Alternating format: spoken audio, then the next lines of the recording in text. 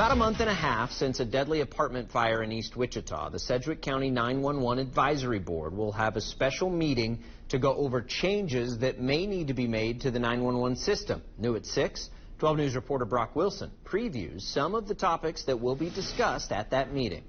The Sedgwick County 911 Advisory Board will meet Tuesday afternoon at the Sheriff's Office, where there's expected to be a call for an audit of the entire 911 system. I have so many questions. Commissioner Jim Howell says there are a lot of things he wants to know about the East Wichita apartment fire that resulted in the death of Paoli Badesky. He says the audit needs to happen before any more blame is put on the people involved in October's deadly apartment fire. What time did the different calls come in? How many people were on duty? What were their job responsibilities? How busy were they? He says this deserves a thorough investigation, and due process needs to happen before we cast blame on the people involved that night. Let's not assume we know everything there's to know to make a conclusion. We don't know that. He says it's clear mistakes were made, but they were made by humans just doing their jobs. Everybody involved in this incident did the very best they can. At Tuesday's meeting, members will look closely at what happened on October 13th, what went wrong, and what can be done to prevent something like this from happening again.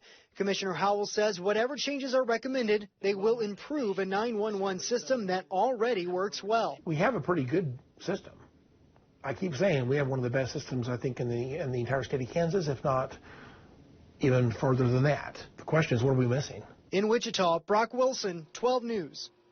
Commissioner Howell says he will ask the 911 Advisory Board to formally submit the conclusions from tomorrow's meeting to the Board of Commissioners so they can review them at their next meeting. He says if the request for a 911 audit goes forward, commissioners will examine what that will look like